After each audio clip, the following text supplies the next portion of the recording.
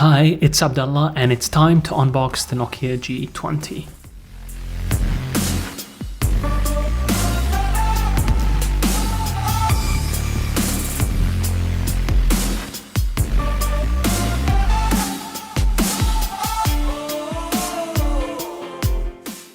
At the top there's the device. I have it here in Glacier, or what they refer to as silver for some reason. SIM removal tool, safety booklets, jelly case, 10 watts charging brick,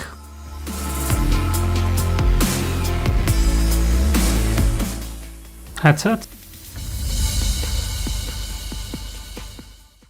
and USB-C charging cable. Now let's have a look at the hardware. Trusted, always secure, and built to last.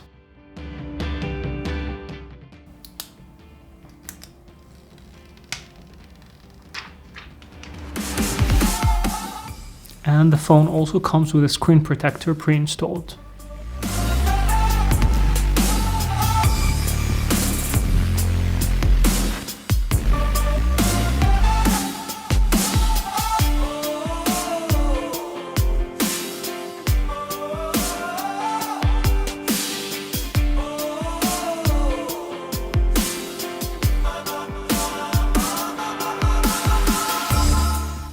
So the phone comes in two colors, either this Glacier/silver color, or a color that they refer to as night, which is very similar to the one I have here on the Nokia G10, but apparently it's not exactly the same.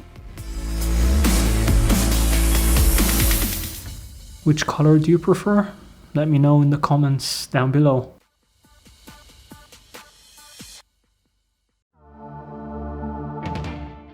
Okay, so while we wait for the phone to install the applications, let's quickly cover the specs. On the front, there is a 6.5-inch IPS LCD display with an HD Plus resolution. It comes with an aspect ratio of 20:9. Of course, there's also a V-notch at the top, which houses an 8-megapixel front-facing camera. And the glass is 2.5D glass, so it curves very slightly at the edges. On the back, you have a quad camera setup with a 48-megapixel main camera, a 5-megapixel ultra-wide camera, a 2-megapixel macro camera, yay, and a 2-megapixel depth sensor. And there's also LED flash under the camera bump. The back also houses a massive 5050 milliamp battery capacity, which Nokia Mobile advertises as lasts up to 3 days. The top of the phone houses a 3.5mm headphone jack, as well as a microphone. The bottom side of the phone houses another microphone, USB-C port for charging, and a single mono bottom firing speaker. On the right side there is a fingerprint scanner that's integrated into the power button, as well as the volume rockers. Nice and clicky. The left hand side houses the dual SIM slot and an SD card slot, as well as the Google Assistant button. What do you guys think about this Glacier color? Let me know in the comments. I'm actually really digging it. So the phone is made completely out of plastic, but the edges are quite thick, so the phone feels very solid in the hand. And the back also is made out of a matte finish and plastic as well, but it has a nano 3D texture, as Nokia Mobile likes to call it. Let's see if we can get it on camera. The Nokia logo is etched into the matte finish. Yeah, I'm really digging the color, and build quality seems as solid as you'd expect. It's very similar to the G10, but I like this color a lot more than the night color. It's pretty cool. The phone is powered by the MediaTek G35 CPU, which is a quad-core CPU with A53 cores, clocked at 2.3 GHz, so it's clocked higher than the G10, which should reflect in slightly better performance. There is 4 gigs of RAM built in, as well as 128 gigs of built-in storage on this particular unit, and the phone ships with Android 11 out of the box.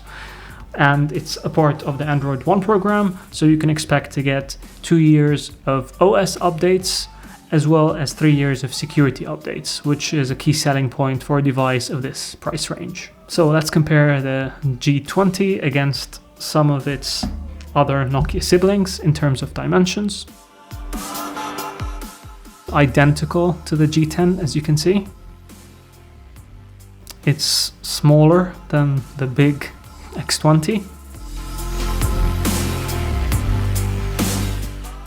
Slightly bigger than the Nokia 5.4 with its 6.39 inch display.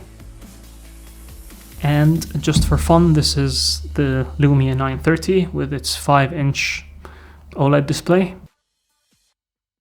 You can see how big phones are becoming these days. And of course, banana for scale, because that's very important.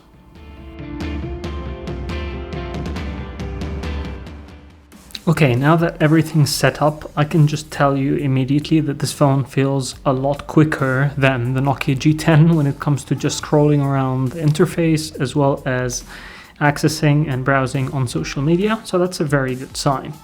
So let's play around with the camera a little bit and discover the interface. So the interface is pretty simple. We have a photo, we have video, portrait, and night, and then in the more section you have panorama, time-lapse, as well as macro. The maximum resolution from both cameras is 1080p front and back. So let's take a picture.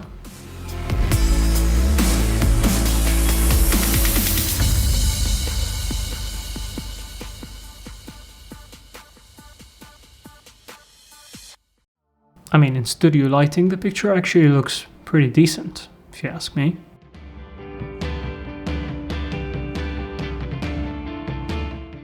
Of course, the ultra-wide camera is only going to be as good as the megapixels it has, which are 5, so I don't expect a lot of details. Yep, you can immediately see that the quality is quite poor, but it does give you that extra field of view. So for fun, let's actually try a game. So I already downloaded Dead Cells, so let's give it a shot.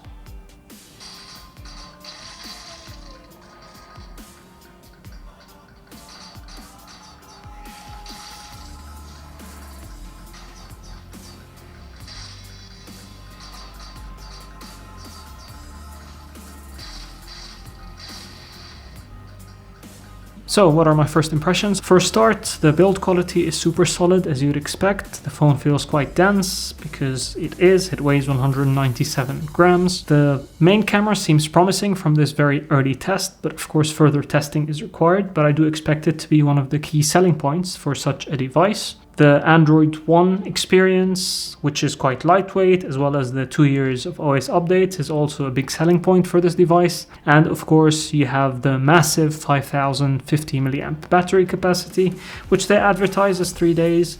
And of course, further testing is required, but this is definitely one of the key selling points of this device. And then there's the overall performance. The MediaTek Helio G35 isn't exactly class leading when it comes to gaming or when it comes to benchmarks, but the performance here is a lot more in line with what you'd expect with a modern smartphone, and it should be okay for most users. Definitely not for gaming though. G is definitely not for gaming with the G20. Oh, and if you have any questions about the G20, feel free to ask them in the comment section down below, as well as what you would like to see from the full review. So that's it from me. I hope you guys enjoyed this video. If you did, please don't forget to share, like, and subscribe, and I'll see you in the next one.